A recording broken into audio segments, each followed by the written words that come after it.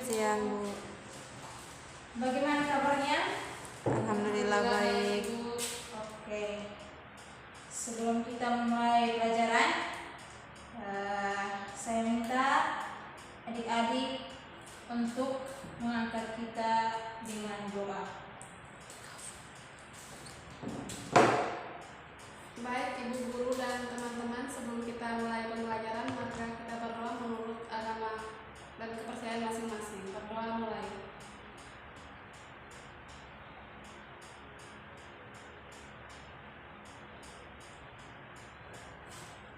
Berdoa selesai. Oke, baik. Terima kasih kepada adik yang telah memimpin kita dalam doa. Pada hari ini kita belajar tentang pembiasaan cahaya pada lensa cekung dan lensa cenderung.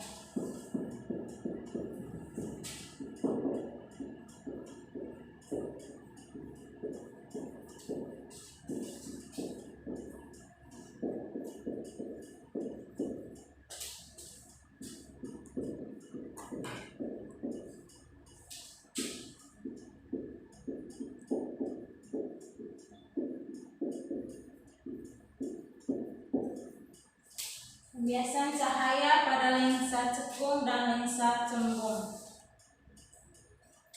Untuk itu pertama kita mengetahui terlebih dahulu pengertian dari pembiasan.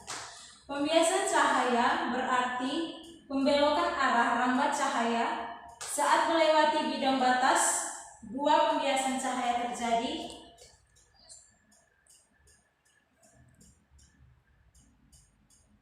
akibat cahaya melewati dua medium yang berbeda kerapatan optiknya.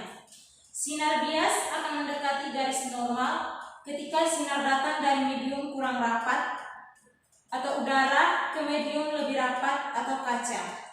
Sinar bias akan menjauhi garis normal ketika cahaya merambat dari medium lebih rapat atau kaca ke medium kurang rapat atau udara. Dalam pembiasan ini tentunya kita belajar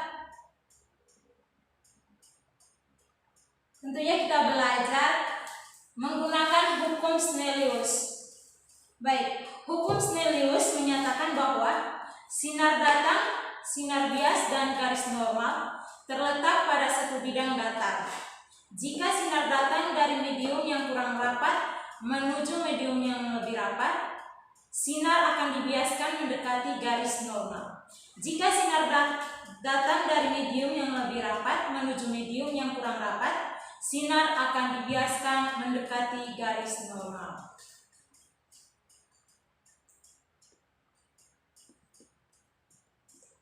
Yang berikut kita ketahui tentang indeks bias. Berkas cahaya yang melewati dua medium yang berbeda menyebabkan cahaya berbelok. Di dalam medium yang lebih rapat, kecepatan cahaya lebih kecil dibandingkan pada medium yang kurang rapat. Akibatnya cahaya membelok. Perbandingan laju cahaya dari dua medium tersebut disebut indeks bias dan diberi simbol N kecil. Ada juga macam indeks bias, yaitu indeks bias mutlak dan indeks bias relatif.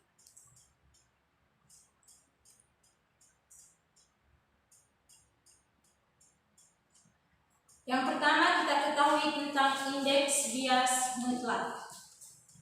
Indeks bias mutlak adalah perbandingan kecepatan cahaya di ruangan hampa dengan kecepatan cahaya di medium tersebut. Rumusnya yaitu N kecil sama dengan C per V. Untuk keterangannya, N adalah indeks bias mutlak medium, C adalah cepat rambat cahaya di ruang hampa, dan F adalah cepat rambat cahaya di suatu medium. Berikut indeks bias relatif. Indeks bias relatif adalah perbandingan indeks bias suatu medium terhadap indeks bias medium yang lain. Rumusnya yaitu N1 kurang 2 sama dengan N1/2 atau N2 kurang N1 kurang 1 sama dengan N2/N1. Keterangannya N12 yaitu indeks bias relatif medium 1 terhadap medium 2. N21 yaitu indeks bias relatif medium 2 terhadap medium 1. N1 yaitu indeks bias mutlak medium 1. N2 yaitu indeks bias mutlak medium 2. Untuk itu kita ketahui tentang lensa cekung. Lensa cekung dinamakan pula lensa divergen karena lensa cekung menyebarkan berkas sinar sejajar yang diterimanya. Di sini pun kita hanya akan membahas lensa yang kedua permukaannya cekung atau bikonkav. Lensa cekung seperti ini memiliki dua buah permukaan lengkung, sehingga lensa cekung memiliki dua jari-jari kelengkungan dan dua titik fokus.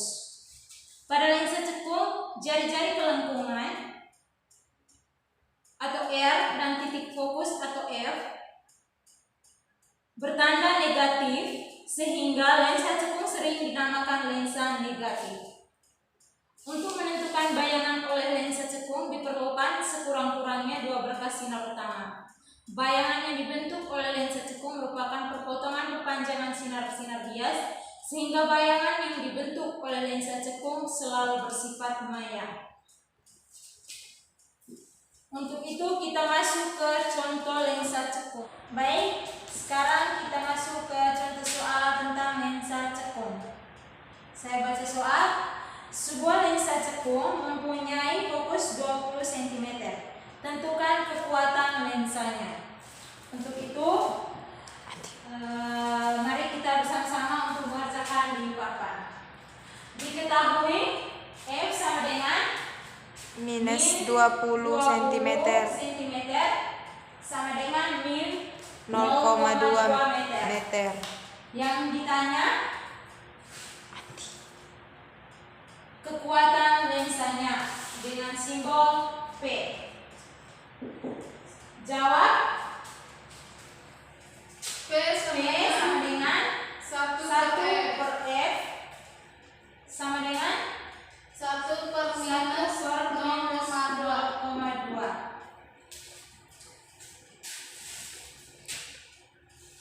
Dijawab P sama dengan 1 per F F sama dengan 1 per minus 0,2 sama dengan minus 5 dioptri.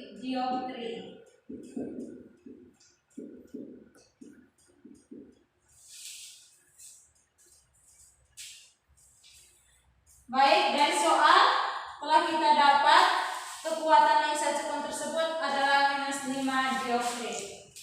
Sekarang kita lanjut ke pembiasan cahaya pada lensa cembung. Untuk itu kita ketahui bahwa lensa cembung dinamakan pula lensa konvergen karena lensa cembung memfokuskan atau mengumpulkan berkas sinar sejajar yang diterimanya.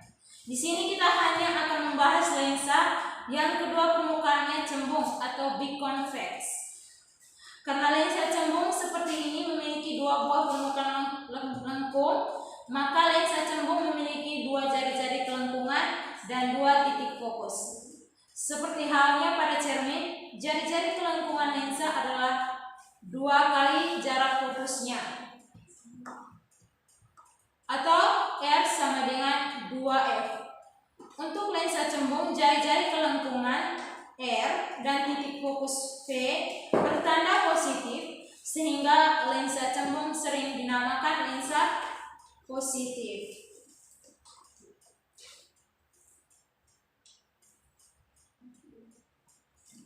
Sekarang kita masuk ke contoh soal lensa cembung.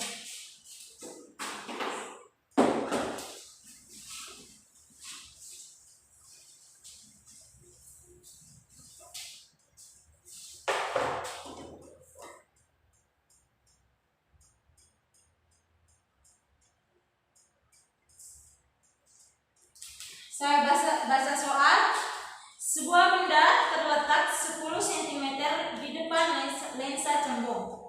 Bila fokus lensa 15 cm, berapa jarak bayangan ke lensa? Kita sama-sama kerja di papan.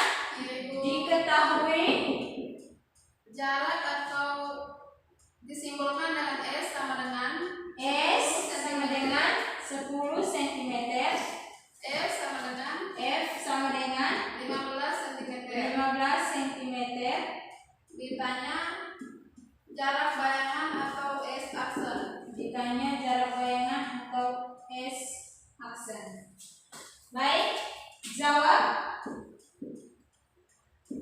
Rumusnya 1 per F sama dengan 1 per F sama dengan sama dengan 1 per S 1 ditambah per S tambah 1 per S aksen. 1 per S aksen 1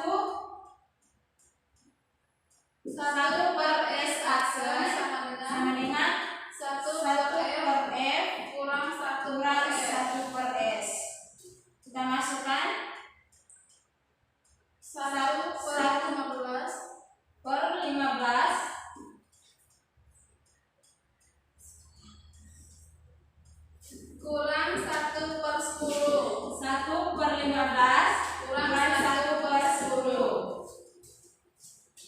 1 per S aksen 1 per S aksen sama dengan 2 per 2 30 per 30 kurang 3 per kurang 30. 3 per 30. 1 per S aksen sama dengan 1 per S aksen sama dengan min 1 per 30. min 1 per 30. 30. S aksen sama dengan S aksen sama dengan 30 per 30 min 1. per min 1.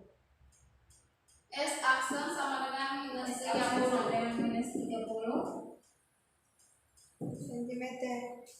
sentimeter. Baik, itulah penyelesaian dari contoh soal lensa cembung.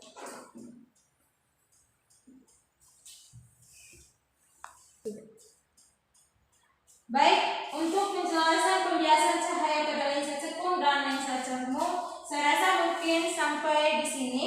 Mungkin ada yang belum mengerti atau ada yang kurang, bisa dipertanyakan. 1 per S aksen sama dengan 2 per 30 kurang 3 per 30 dapat dari mana, Bu?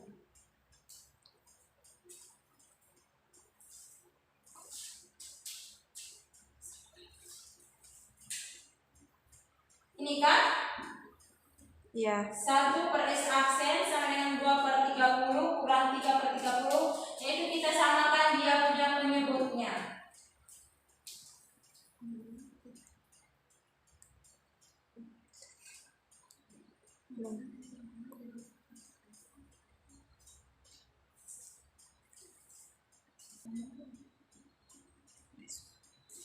Baik, yang ditanya tadi itu 1 per S aksen sama dengan 2 per 30 kurang 3 per 30 itu dapat dari mana? Di sini kita ketahui bahwa 1 per 15 kurang 1 per 10 itu kita harus samakan dengan 30. Maka jadinya 2 per 30 kurang 3 per 30.